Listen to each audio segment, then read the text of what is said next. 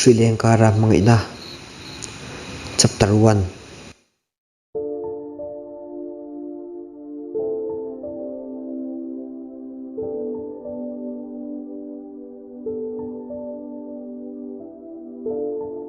Kalena Vankua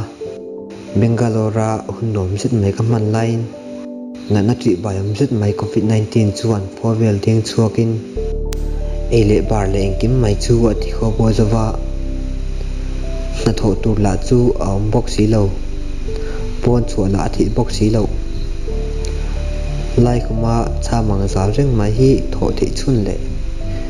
ni tin hun man dan chu alunita a lei an chidong hi abeidon thak tak zeta an chidong ani na hi alang chiang khopin ka ria sialang ka seilin na ram nuam zoram ngai zola ni ma sela hun kal ta nga du hununa kala ho thila chu an heu si lo lung ngai na chung pui jing kara besi na pilama kan wang khuwa ngai a hon tur rem chang aum thu ho tu te ka changa ka shet mi chuan lom na sai sen lo chuan min lo khatta ti tur amangang chu chentinen kan ti feng nga sok soka kan hon tur thom no zong zong po be ka khungin alo thlen thu ta po kan boilo nan in pi fel diamin engkim chu kan lo da ti chuan ho thi hun nga kin ka in lo pui tinen ka in lo na tlom tia chuan kan lo ama hun kalta ni na te khin chuan lim mel po tlemin mu tur om deu ni sari zet ngak lel taka kan lo ka nuwa aron thleng ta rama keini ho po bas on lampanin kan chok veta a kan phur luata kan vatlen chuan pas mu tur alo na om hau lo engemaw chen kan nga nu chuan bas chu aron thleng veta rama phur phenge ti taka keini po si ta kan va thukal thuai midangte an kimta ka chuan rail station lampanin kan in soi ran ta reife kan tlan nu chuan rail station chu kan thleng ta rama chuta chuan kan temperature te min te sin chumi nuwa rail chunga kan lut ta a kan chon na rail chuan chu azai a rem nu chuan kan him rualin kung le lama kan thalil ngoi ngoi le loi si rail chunga kan thian ten nen ti in nom kan ti tlang khom mai train khat lo zai ngau ngo nganama a train lo lam tok la bolo kan ri chel chul lamani ber mai khati lai khan na ti bayam set om lam kan lo mang hil dera engwanga ho tamai nge kan ni la ri om pro kan om tum lo kong laka chuan ele in tur min lo betok anom reng boka alom omang reng khop mai ni engi muzat kholum zet noya kan chu nuwa gawhati chuan thlenga gawhati tangin thlo nain leng pui chu kan ron thlok thlenga chuta po chon yen mi lo hmuakin kuddo pial ral ka yang chu kan ni leng pui airport a hune mu chen kan chol khomwan nu chuan kanomna district chewa ho turin kanin tender lama aizol kan hanlu chia mai chu ma ni ina thleng ta nga rek ka in ngai ambulance pakhat chuan training muzat nen falcon ZMC lamin panpui ta a darkar khat lechin level kan tlan nu chuan falcon chu kan thlenga police enge muzat le thok tu te chuan PPE ha in kan room tur chumin ko muwa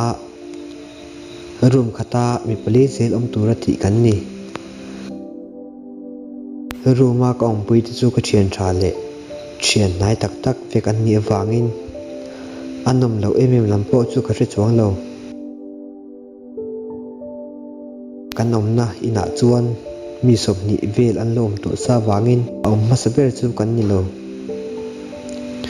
an ni chu Mumbai le Pune tanga ron hotel ni lom je phau lovin soi tai na pon lama ommo chuan min ho purti chu ka hai hau lo chu ba ka keini mun sang sanga changa thleng khom te hi re chon changa local kan ni le ve ka wangin kanin ho put tlang ve kan ni ma se nam dang tianga social distancing thataka zom thi rual kan ni lo wangin alo ve pal kanom lo chuan in kai chon theidin huna kan ding ani achan chu ti ho chu soi lo zon in ekin le in bon thleng kan in tro mia wa ni ti zet kanom nu chuan ngaya kan nei chho tan ta a midang telaka po ka in thlung la tuk to lo min veng tu te chu kalorin lok ang an ni hau lova min lo dong song thia min ti pui thina chu chuan a chelama ngai tu na kal tur po chu na sa takin veng ani karil ro chuan sarkar te po an lo ring lok man tak lova thok le khata lo thleng tu ni wangin temom ve ma se ka ri thiam na tuk chuti rolin ke ni ho wanga athima war po thlo le ha po sei lova VLTF COVID-19 duty anum renga kan mizobi pu tlomaina alanum reng ti ka she ta wangin kalom emani tu khachu ka jing tho in phi har tumin bathroom lang ka pana man mo zeta bathroom kong khar ka hong thut chu meche pakhat alo reng mai kain thiam lo em wang chuan rang mang khenga pona chuakin kalong hak ta zoka enga mo chen kalong nga nu chuan a ron chuaka chik je thian kalo ena asam chu adum thlel har ba ka a mai chu atai chen che ka arwang ama chuan sap nu da lam ang ma zok kalo mil na sa de ngai ni ani pon mak ti mel ji thian min lo en ve a ke pon ti palutuk ti in nui chu chuin ka kalsan ta sama chutia bathroom a lu ka tum nai chu kan la mil chak luata midang an lo le phan to ka pan ho luata ta langin ka tlai pha ani tak beri kamit she so hi lom chelo de hi lo re thi em le ngala le ma chelo de anam chuan alak sang thi si lo kamin chet pi lo chau chin zong ani tuk chuan hun chuan tukina ka ti ri mu kha arukin ka zong ngala atop lama chu do tuman yang katia kepon karil tram hi ma se atop lam ka lo khak to pa do thina kan ni phot chuan kan thil du chu kan hu thin an tiang deuh khan atop lama chuna ron lang ve ta sama kepon chu do turin ka ba pan phe ta khala kan vading tun le ngal tu kina kan mu to wanga ni nge yang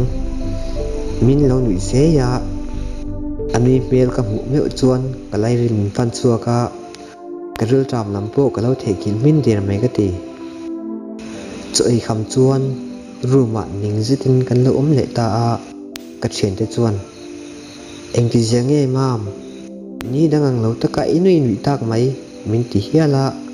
ke ero chuan kalo up sak vak lem lo alo ni la taka chu nu la nui mel voi khat wang chau pon kalo nui le hui chin ni ome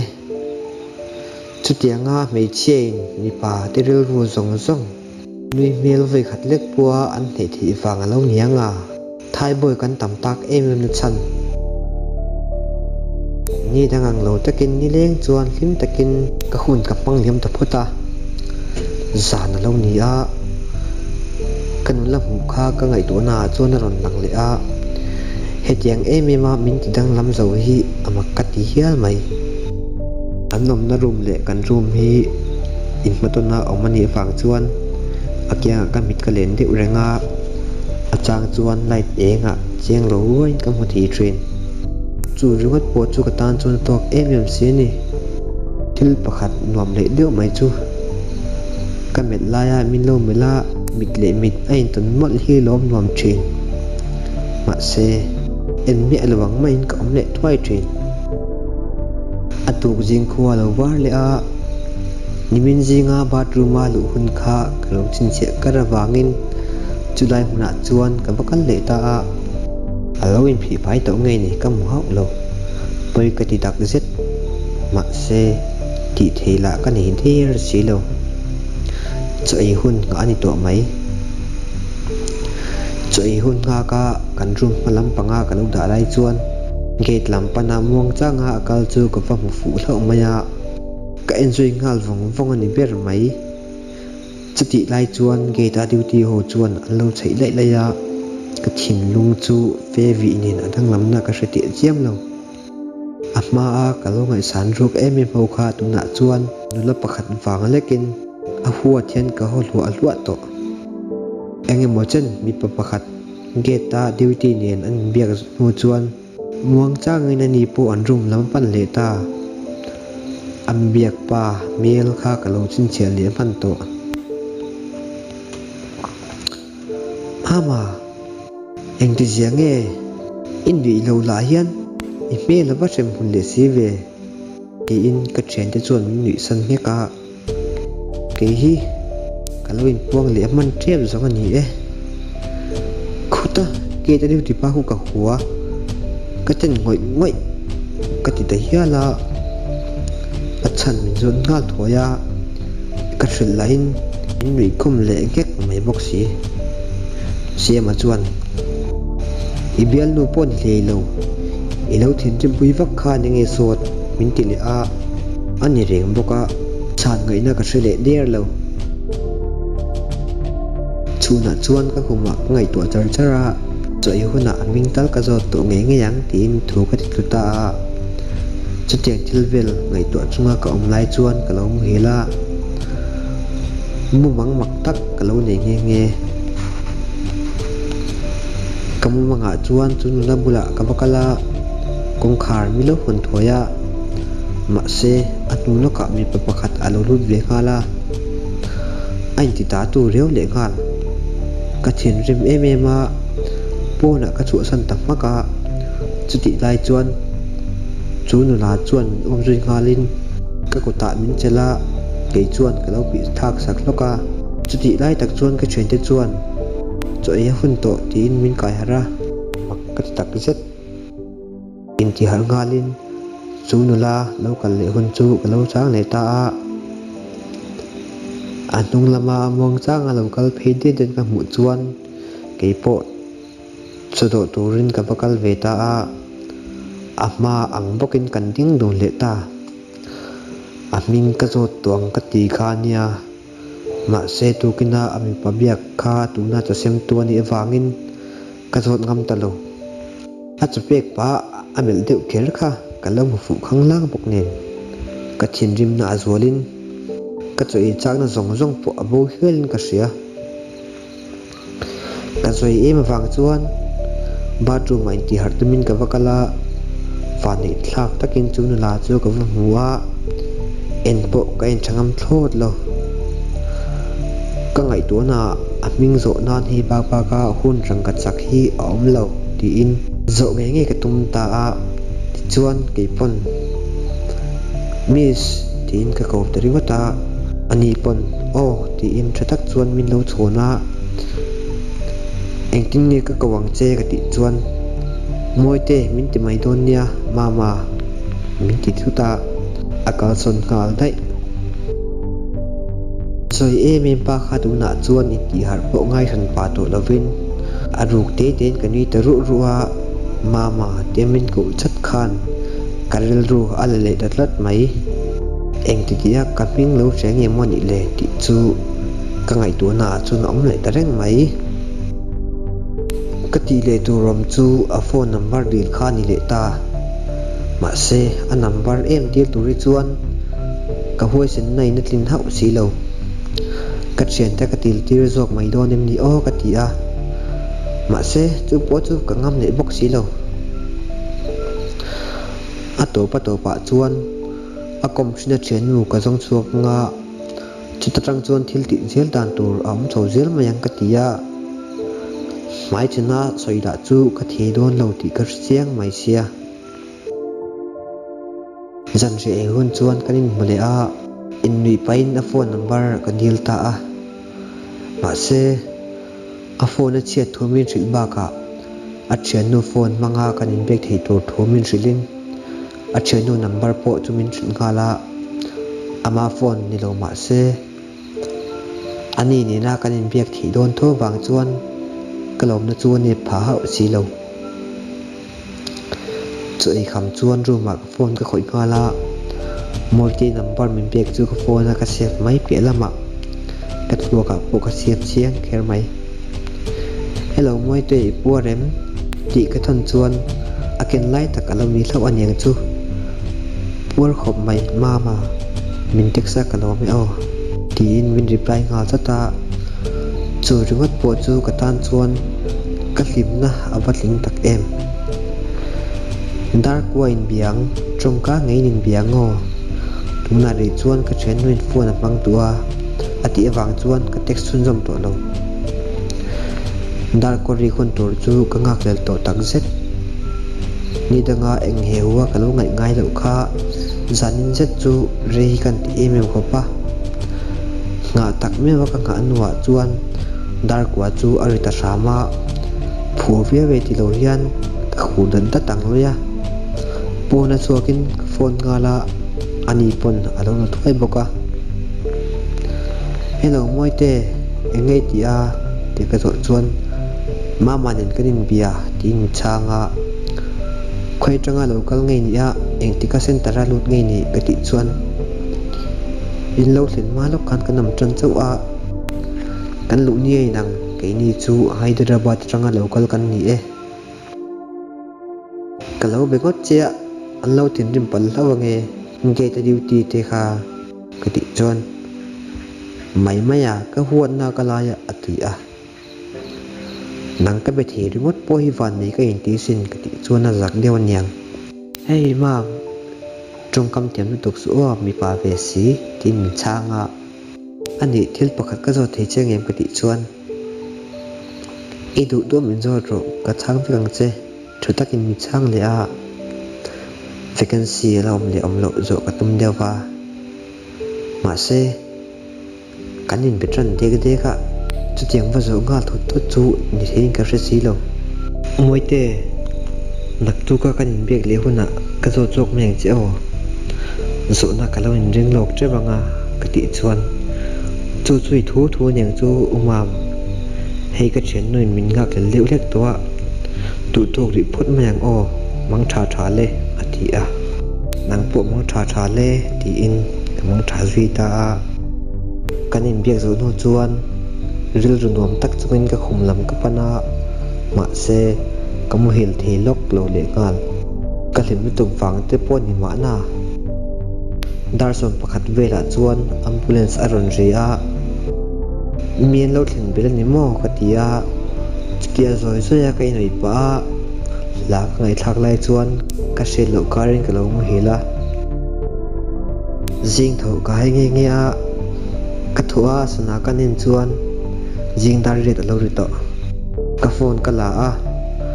moi te chen no number a chuan good morning moi te ti ka thuna min reply wat tura ka ngai line min reply hau lo minute som thum vel nuwa message ton ron re in ka han ena umam moi te khan zan khan test turin ambulance in ron phur chuaka ti ka mu chuan ka pu chiang kher em karil ru ha na chu ain tran don ang khop mai enga nge ni zan khan ka zo du zong song kha ka lo zo mai lo le eng tin nge je lang o tia ngai to chungin ka khoma chuan se takin kamule ta a tuk thon kani kham chu khoma bok chon omin thil tam tak ngai tuan hun kamang le to moi te chu ka song to an mitla chon ron langa ma se ti thei ka ne jing po ne si lo katan puwa trong trai ngai thei lo pa kha moi te ta na kan trong trai tak chiam ka chen te ti dan takin in ngai zong po ni le lo he tiang em ma ka thin lungan at pha hial ta ka chuan amak ka ti lo the lo ni katana khon ruat alo niang a ka ti changa tam achangin moi te chen no grace ka be china zet le ni lovin moi te ka du sia chu ka sei chuak ta pa grace pon min ri tiam ve niang thatak chuan mi chu min thlamon ve china grace in min bek dan atangin be sei tu ro om chun ka sia môi tìm nụ vanga suy ta ka hun mang tura ka loin ngai tu lain Grace Zara tlemin ka pura rit lo mai pua tlai ni nem ani to wang chuan ke po in ti har tura bathroom ka thlen chuan moi te nen kanin ton dan ka mit thla a ron dang tak war mai kain ti fai zo chuan chan re chu kan aya kani kham chuan adan ngai te bokin khama bok kom le ta dar ruk le chan ve ve la chuan khuwa chu athim de ti tua ambulance pakhat a ron tlan ri le wa tur tak ron pur chok le don ni mo ti in ka thin chu alo phu le dep to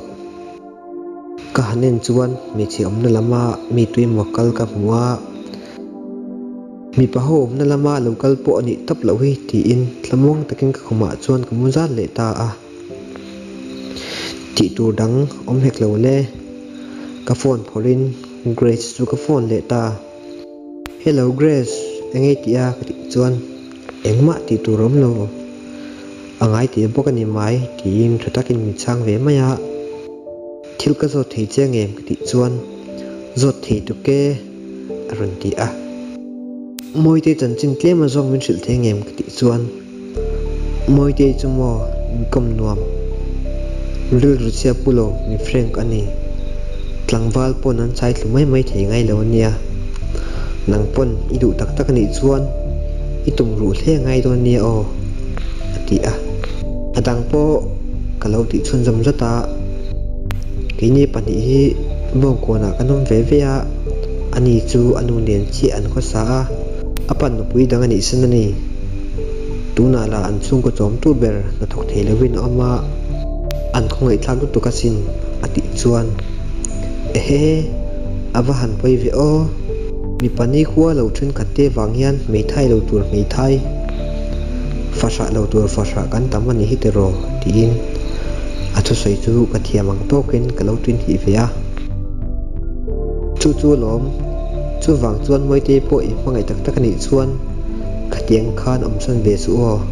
ati chuan teu lo lu tuk ka omsan lo chiang le ti in kanin pe na chu kan ti to pa kanin biak zo no chuan ka phone chu ka da mut ka tum to muthi hau chi lo hian kaleta moi te ngai nen muthi lo chu ka forma ti ngai na ka set ngang lo wang chuan ka kuma tanga tho chuakin in chunga ka walona keima chawin aizo kha pui moi chu ta eng te thua chu ka thli ro wawa full moon ni che lo ma se thla chu eng thkhop mai bangsi ra thuin thla engin chungin o chhortla pui jamwal yam zai rel to te leng dang tan chuan chhortla pui ni ma la e ke ka tan chuan chhorlu thla pui ni e ti thu hi ka cham chok ta hiala chute ka om chunga zanlai dar som pani alo rik ta ka wangin i po khum lam bok chu ka pan le ta a kam ve thi ta samani jing kho alo war le a ke po zoimang ka tho chuak le ta mani na om ni lang chuan khoi a emo kal ngai om sia tuna chuan kan ni tin hun man dan chu angai ta pat mai ele in thlengin adang lam chuang lo kai ti fai zo chuan ka rum lang ka pan le a ka thil thiam ber mai ka phone ka pan le ta Grace lo chu tu dang han bek tu rom hek lo le ate na chuan moi te kang ha hlel thu chu ka hril chena Grace pon min ning biao ta viang tuk chuan ei hun a lo ni le ta ni dangang lo takin ke po chu do ma sa jinga ka tanga karil ru khoi deu mai pakhat chu moi te an phur bu te tang khan am biak thin ke ta duty pa po mu tur om to no achang chon ka ring hel lek train ma se moi ten ka huat na kalaya ati chu ka ngai tu na aron lan thina wangin tlem chon ngai angam le deu train so kai zo chuan ke pon ka thom na wal te chu so vitamin bathroom lam ka pana ka va so vitamin veka chotnuwa chol ha dam tumin kamule ta earphone na hla ngai thak pa khuma kamu chu kalomu hila repo kamu hil man lo tia ambulance ri chuan min kai har le ta tu tak ron phur chok le don ni mo ti in kalo phun le mul mula kala muthil thei tak melin ti in muthil kan tum le a van nei thak takin kamu hil thei le ta lau mai tlai lam dar thum le chan ve vela ka thang hara zoi diu tak chunga ka phone ka en chuan gracie message alo uma en tamai lo chuan ka mai te chu ka va phi fai ma se te puta ka man fel nu ka hanin chuan umam min test na result kha chu ka result a negative wangin min let tir le a ti message chu moi te mi ron thon hi lo ni a ka tho huai mai nara hlit phoyang an ti chu nep te hi ni ringot o moi te i message ani ti lo hre ni lang chuan ka tho tir khan ka lo en dai to tur keipon ka reply ta khala tuna ka thread kha thread avan ha dam thlak tak em message sang tam tak ka don to zinga hei aya ka lom na hi la om lo om chun som zel se ka pati te lul em moi ten min reply vat message ka phone ka en chen to ma se message ron thleng thar reng la chu om box hi lo ta message to lo nuwa message tun aron rikleng tanga moi te message ani to nge nge yang tia ni chunga phur taka ka hanin chu ka rei le company message le khilo ni a congratulations 40 rupees offer for you on rupees 339 recharge to available recharge on Airtel thanks app that event hi lo ni a ka phone pai dar choi ne ka chak ni message po ralut to chong lo chuan choi hun le tanga la moi te ron cho hun chu kalong hak le taran mai chosem ho ka hanin chuan kami soi pa